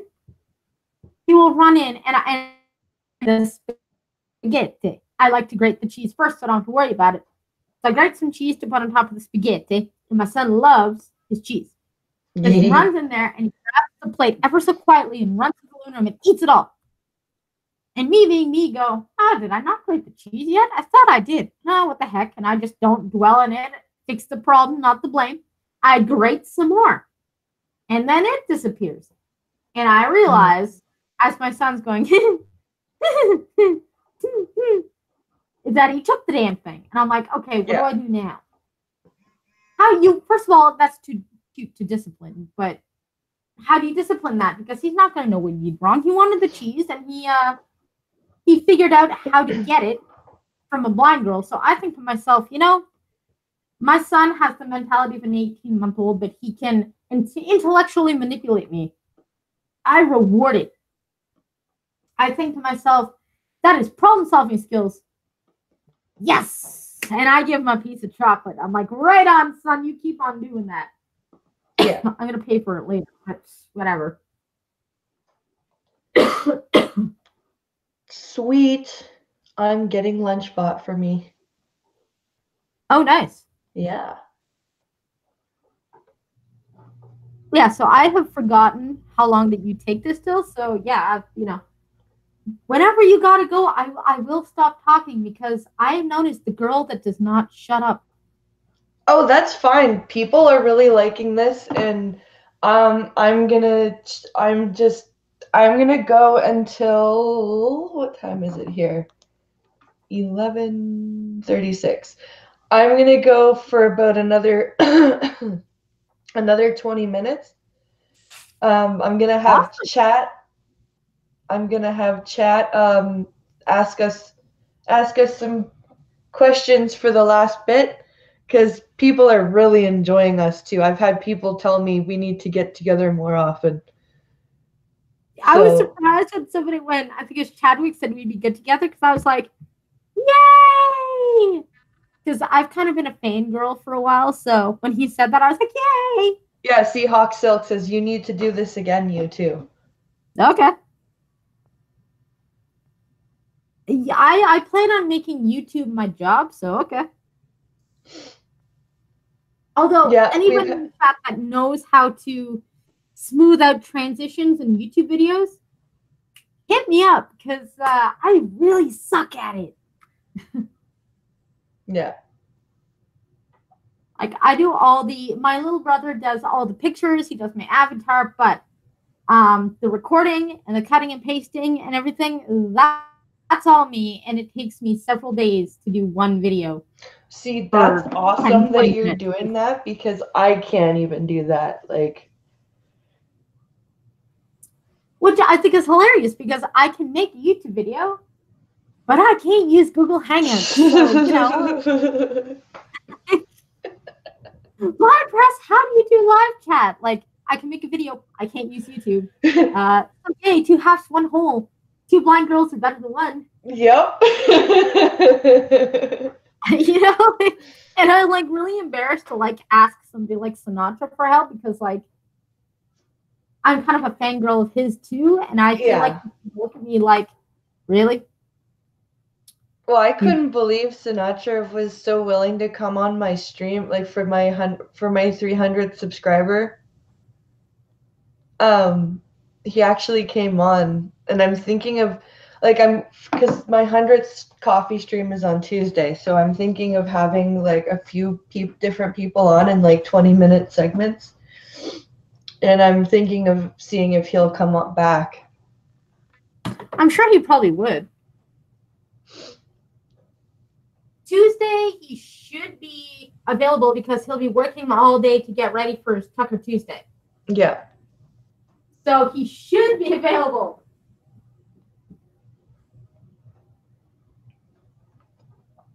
And Cynical Lindsay says editing videos is a pain in the ass. Yeah. Pink Hollow always, Sinatra would help you out, so would Dax. All you have to do is ask. Dax is cool, people. Dax Orion, he's really cool. Oh, Gun Fox is working Tuesday. I gotta do that. Yeah, Dax Orion is really cool. He streams with Monkey on Monkey in the Morning. Okay. I'm gonna pull a drunkle here and. Aha. That would be my strep throat ginger ale. Ooh. Yeah, it's called ginger ale for the throat because it's killing me. Cynical Lindsay says, Blind Press, one of these days I'll get on Minions with you. I'll talk to Skep. See if you're available on Wednesday nights. I'll talk to Skep. I'm sure he'd like to have you on. Yeah, Skep would be a brain I would love to pick. Oh, I've been dying to pick at his mind. I really have. Because there's been a couple times where he's debated with you on certain topics that I've just wanted to just pounce and be like, oh yeah, I can add a lot to this one. So like he's also kind of someone who I'd like. He's right up on par there with like I would love to talk to Sinatra. I'd love to talk to, Bear. I'd love to Bearing, Sugar Tits, all those people. I would love to just sit and chat with them all because the knowledge just oozes out of them. Bear is really nice and he's really personable. He actually is, especially when he calls him a wuss.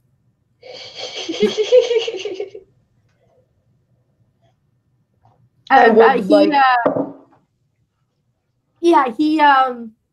he put on a tweet once. I stepped outside and there was snow everywhere. He didn't complain or anything, but me being a Canadian, I had to use my superior dominance of wuss. And he's like, why am I a wuss? I'm like, because I'm a Canadian and there's snow everywhere and it's cold. He's like, yeah, but I wasn't complaining. I'm like, I don't care. Yeah. You're just a wuss. And he's like, well, why? And I'm like, because you're from the UK. You're always a wuss. Blanket statement. I'm just, you're from, you got that accent. You're a wuss. Call him an otter. Bering has been known to help small channels. I would really like to talk to Bering at some point. That would be cool. Yeah, I'm not sure if I love Bering or Tits better. I think I love them both, but yeah. Hi, kitty. Could you not walk across my keyboard? Could you not? Could you not? Thank you. I lock my cats out of my office because I have a 20-pounder that will jump up on my desk and just knock everything over. Oh. That's Ninja. Tiny, like 4-pounder, if that. I found her in a dumpster a couple years ago. I used to do TNR raids for the SPCA. Yeah. So we'd go in, find a cat colony, TNR everything, and then walk out. And then, of course, you'd get people that were like PETA lovers that are like, how dare you clip their ear just a little bit to let other people know that they've been spay or neuter? How dare you release them back into the wild? And we're like, dude, they're feral. And they're like, but, and I'm like, dude, they're feral. After 8 months of feral, there is no way you can tame them. They're feral forever. So, Chloe was 6 months old when I found her at a TNR raid. She gave me 7 stitches and cat scratch fever. And I thought her gray fur with her bright red nose just looked so stupid when you looked her right in the eyes. I just had to take her home. It took me 2 years to be able to touch her. Yeah, that's crazy. Oh, yeah. Both of our cats were strays. Ninja was he wandered up to a family's house, actually him and his sister, when they were like 4 weeks old. So their mother was either killed or she was one of those female cats that abandons their litters. Oh, probably. And so they kept the female cat, but they already had a couple of male cats. So they put a listing on Kijiji in the free pets section. Of course. And Pinkalo and I were just happened to be looking for a cat at the time. And so they were willing to bring him over. And so they brought him over to us. And the reason we called him Ninja was because within minutes, he just disappeared. And then all of a sudden, I hear a scrabbling up the back of the couch. And this tiny kitten just jumps up beside me. Meow. Okay, your name is Ninja. Cats are ninjas anyways. That's what they do. So he's a tuxedo cat. So he's like he literally looks like he's wearing a black and white tuxedo. It's the cutest thing, but he's now so fat and big. Like he's just a big cat. Like even if he wasn't fat, he's got wide shoulders. He's got wide, like just everything. He's big. And we call him Ninja, who is not so ninja, because he's just a bull in a china shop. He's just and then okay, wait. You might be able to share this experience with me, but when I could see, this wasn't a problem. But when I went blind, for some reason, every time I go to pet my cat, I always get its butt first. What's with that? I don't know, because they're always turning around. I'm like, please get the head, please get the head, please get the head. And I'm like touching her butt. And I'm like, oh, God, no. Head first. And like, it's, I always find her butt. And I'm like, When I could see that wasn't a problem, it was always head to the tail. That's fine. Now I'm always grabbing her butt, and it's terrible. Oh, yeah, I'm not. Chadwick, Kijiji is Craigslist. Just Canadian. Yeah, Kijiji is Craigslist with less drug deals and sex scandals, although I'm sure it happens. Yeah. And you're not allowed to sell your husbands on there either. No. Although I'm sure someone has tried. Yes, Pink Hollow says if it helps, he's a Rigby Pathfinder crossed with a Maine Coon. That's the kind of cat Ninja is. That's a nice cat. So he will literally... Rigby Pathfinders are like northern foresty cats. So they will literally find a path. Yeah, like and Maine Coons are like the dog of the cat world. Yeah, yeah. And he is very much, I swear he thinks he's a dog. Yeah. Chloe, she's a feminist. My cat's a feminist. She's very prissy. She's very That's delicate. Jordy. You'll generally never see her unless I'm alone because she's mostly feral. She doesn't trust anybody. She only ever eats wet food, but it has to be chicken. Yeah, she's a feminist. It's terrible. I keep telling her she needs therapy, but she just walks away and says, "Yeah, whatever, bitch," and goes into the room. That's Jordy's my cat. Ninja is Pink Hollow's, and Jordy is a black cat who is probably closer to your cat's size. He's probably he definitely weighs more. He's probably about 8 or 9 pounds, maybe 10. But he's much smaller than Ninja, and he's an all black kitty cat. Oh, I love those. I named him Jordy after Geordie LaForge because I'm a huge Trekkie. Does the cat have red hair? Nope. She's a gray tabby, but she has this like bright pink nose. Aww. So you'll have like this completely gray scheme with like these green eyes, and then she has like this bright pinky red kind of nose, and so it sticks out like a clown nose. And I thought it looked so stupid it was cute. Jesse says, I think I'd love to snuggle Ninja if I met him. Yeah, Ninja's a snuggly cat. I'm a crazy cat lady. I really am. Like, I even get the Meow Box. I'm a crazy cat lady. I buy the freaking Meow Box. It's a monthly thing, right? Uh-oh. What did I do? You unmuted the stream, I think. Okay, well, apparently you're still there, so I didn't do anything. My computer's just doing something. So, okay, whatever. Oh, okay. Narrator is just reading everything randomly on the screen. Oh, thank you, narrator. Thank you, narrator. It's very helpful. God, I hate narrator for Windows. It's stupid. Look for NVDA, Non-Visual Desktop Assistant. It's a free screen reading program, and it is amazing. Oh, okay, because I thought I was going to have to pay the $2,000. No, fuck that. If I ever go back to Windows, I'm just downloading NVDA again. Yeah, I'm so just NVDA. Yep, I'm just going to...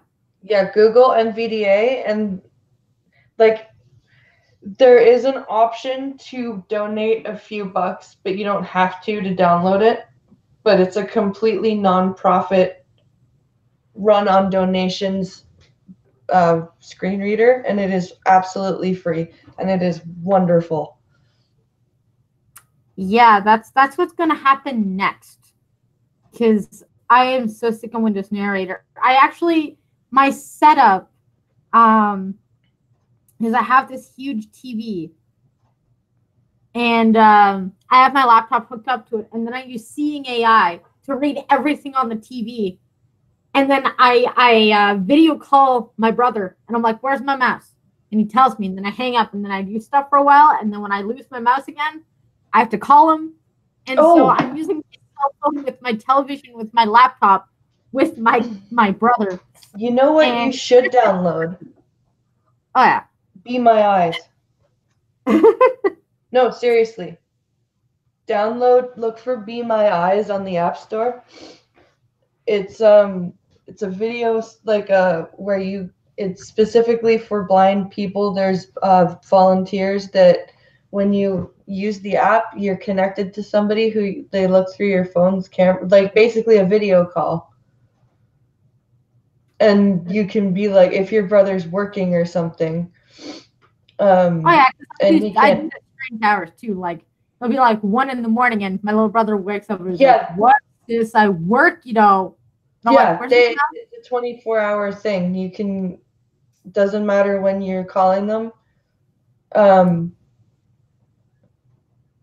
So like Be My Eyes, look for that. Yeah. Oh, and I was actually going to recommend to you, do you use the app News Voice at all? No. You should try it. Because I like that it will not only pop up the news, but it'll show you which bias it has, and it'll show you the exact same article written by like 3 or 4 different papers of like the left, right, and center. So any morning that you don't have any news sent to you, you can just click on News Voice, and it works really well with Apple VoiceOver. Like cool. Really well. I'll definitely check that out. Yeah, Barron did an advertisement for it once on one of his videos, and I was like, oh, what the hell? It's free. I like to listen to the news and get mad at it later anyways. Might as well. I wish I didn't, because now I know more things than I should. Yeah. I really wish sometimes I didn't know as many things as I know. And it's kind of hilarious because I'll go to my son Jack's school, and they'll be like, what did you major in? And I'm like, what are you talking about? And they're like, well, what did you go to school for? And I'm like, high school dropout. I mean, I tried to go to college later, but I dropped out of that too.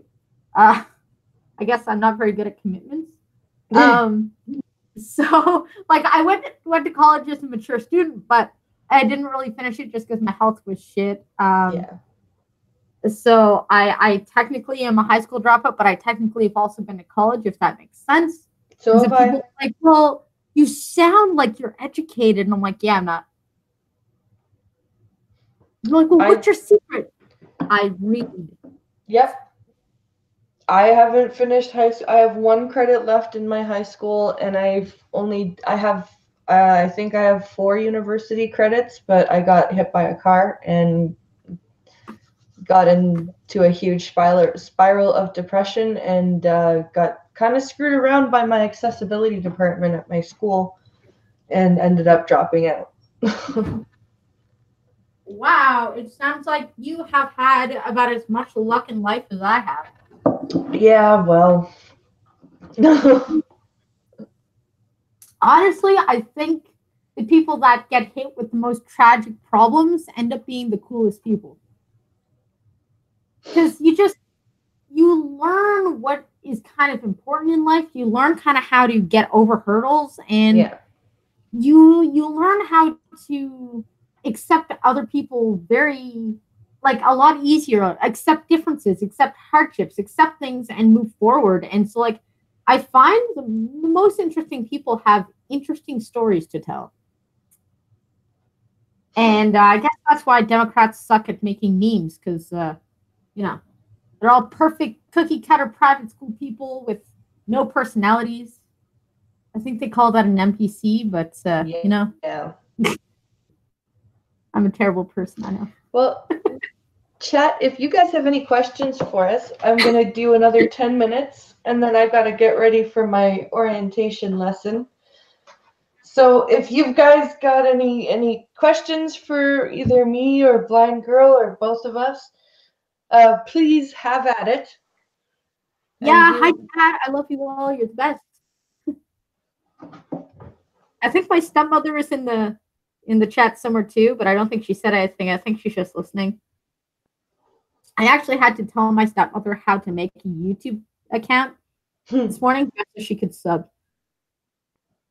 My dad's had 4 wives, so, Goatman says, my dad's dog, when I was a depressed teen, or before I moved out, when I was a depressed teen, he knew when I was having a shitty day, he would walk over and put his chin on my knee. Yeah, animals are great like that. Yeah, they are. CNIB offered me a dog, and I said, hell no, just because I don't have much energy. So I'm like, I don't have to feed my stick. I would have to feed a dog. Nope, not going to do it. Yeah, I've got to get my medical form into the school that I applied for because they want to give me a, quote, formal decision, which I know what that means. That means that they've decided that I get a dog. They just need my form. I mean, like, I think that would be cool. Like, that's going to be cool to get a dog. But I know my limits, and Yeah. I would stuck with the dog. So I'm not going to put the dog through my lifestyle. Yeah. Just not cool. That dog would hate me. It'd be like, dude, seriously? Dude, can we go for a walk? Next week, maybe? Month later? Yeah, I have a blind mom friend who has got bronchitis, and she is 20 weeks pregnant right now. So she can't walk more than 50 feet without developing into or going into a coughing fit and getting dizzy and whatever. And she just got a new guide dog. Oh. So they when you get them, they're about 2. So they're basically a dog toddler, right? Yep. So they're like, I want to work, I want to work, I want to work, I want to work. And she's like, I know, buddy, but I'm sick and I can't move. Like, she feels terrible because, like, normally she's up and about and everything, but she's just so sick she can't work her dog right now. Yeah, that's my problem. I can't stand for very long sometimes. So even my own son, he's like, Mom, he can't speak, but he gives me these eyes like, Mom, we're going outside today. And I'm like, son, I really get Mom, we're going outside today, or I'm just gonna scream for the next 5 hours. Oh God. And so I'm like, oh, fine. Oh. And I'm like, how big is we're outside? And he doesn't care. He's like, hey. You know, I could just die on the side of the road and my son would still go to the play structure. Like, I get to climb. I get to climb and slide. Yay. My dog don't go for walks. He rides in the power chair with me, says Rolling Bear. Oh, that's cool. Okay, that would be cool. I don't think I'm allowed a power chair. Well, Rolling Bear says his dog's 23 pounds. So he's got a smaller. Yeah, but could you imagine a blind person with a power chair? Come on now. This would be awesome. We could even get like our sticks out and have a jousting match. Oh, fuck yeah. A blind girl jousting match with power chair. My dog would chew her way out to go and play, says Duck Dog. I'm on the 4th floor. If that dog wants to chew its way outside, you know what? Darwin. Chadwick says maybe a Tesla power chair. Ooh, that would be cool. That would be super cool. I would pay to see that, says Chadwick. People are going to pay to watch us blind joust. Yes. Starting a GoFundMe for blind jousting.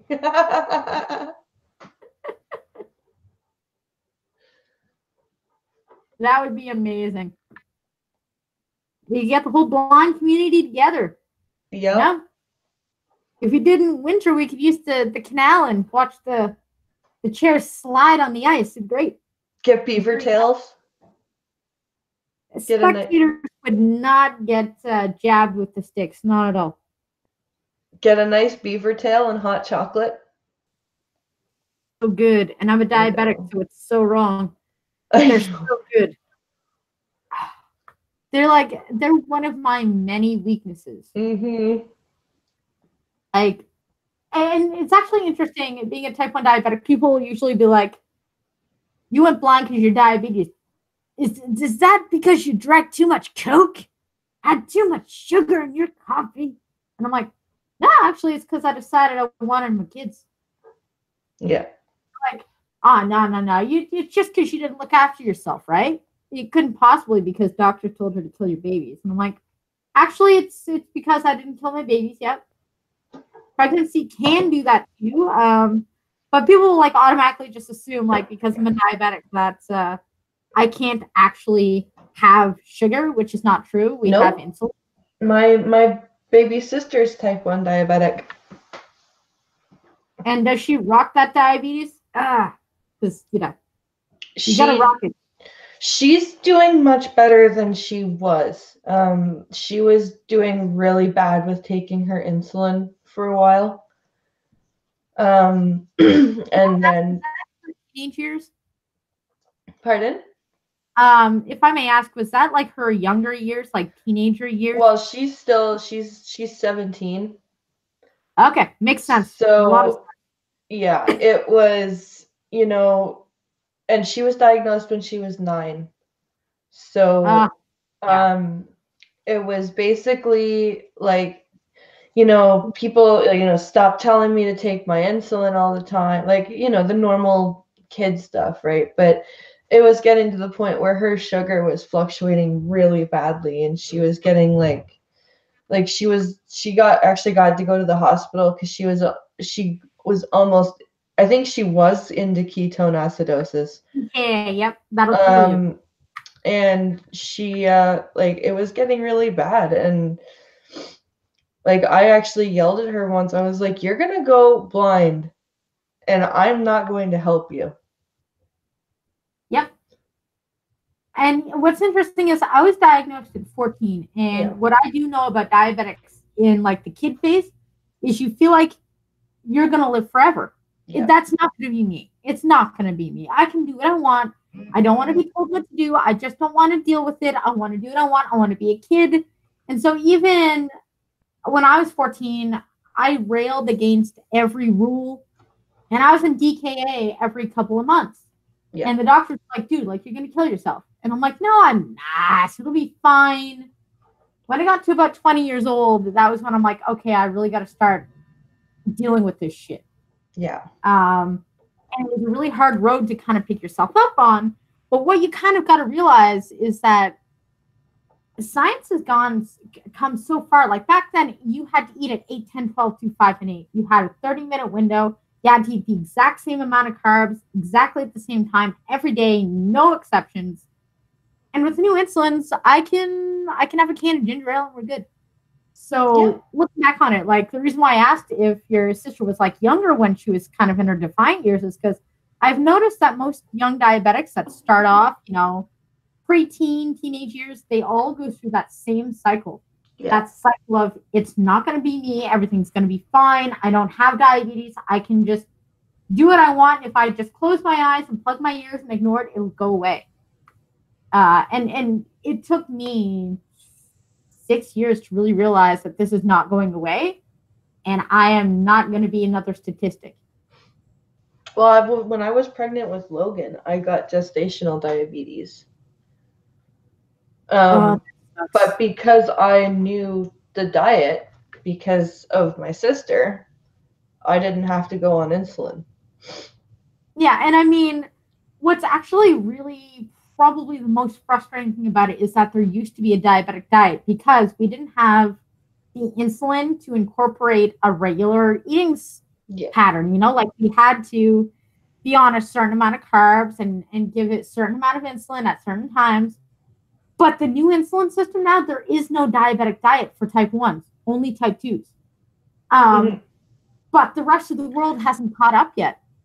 So, I'll go and I'll eat whatever the frig I want. And my own family will still look at me and be like, girl, you still not looking after yourself? And I'm like, yeah, I am. And they're like, well, you're not supposed to be eating that. It's full of sugar. And I'm like, insulin?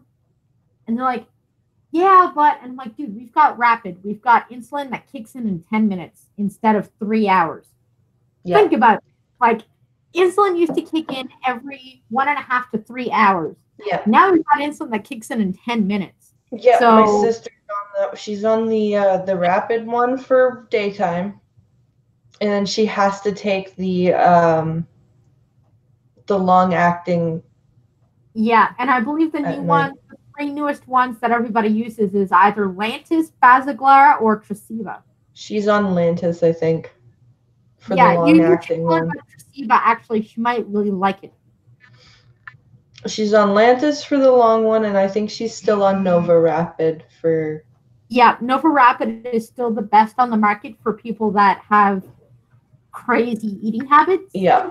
Because there's just certain people that just don't have the personality type to have a routine every day. I am one of those people. So diabetes was very hard for me because I suck at routine. My son is very rigid with routine, so him and I clash all the time. I'm very spontaneous. He's very, everything has to happen exactly the same every day. Mm. So yeah, you should tell your sister about Tresiba. It's the same as Lantus, but it actually works for the entire 24 hours, unlike Lantus that cuts out after 18 hours. Yeah. Lantus, actually before Lantus was Levemir, and so the insulin company comes out and they go, "Great news, diabetics! We have a long-acting insulin that doesn't peak, and it goes for 24 hours." And then they found out it lasted for 12 hours. So then they come back about a year later or two, and they go, "We've got Lantus from the same makers of Levemir, and it lasts for a full 24 hours with no peaks." And then you try it out, and it goes for 18 hours. Yeah. And then, all right, we've got Basaglar, and it goes for 20 hours. And then they bring out Tresiba, and it goes for 26 hours. Mm-mm. They're like, you know what? We'll just go with the 26-hour one. Fuck it. Yeah.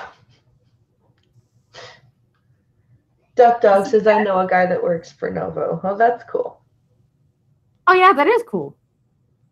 I'm a fan of Novolin. I really am. Although, I think it was you guys, actually, that was talking on this channel a week or two ago. I want to say it was you, but somebody was talking about insulin that used to come from pigs. And yeah, that was me and Skip.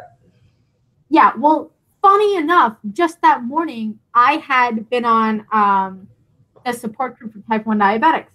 And a vegan came on, and they were like, "Well, what did vegans do then? What did they do? I hope they died instead of using that pig insulin." And I'm like, wow. Yeah, that's they died. You're insane, person. It's like, really, the reality is that there probably wasn't as many vegans back then. And I'm saying back then only because I'm not exact on the date, because really, if you want to say back then, like, it's within my lifetime that there wasn't human insulin.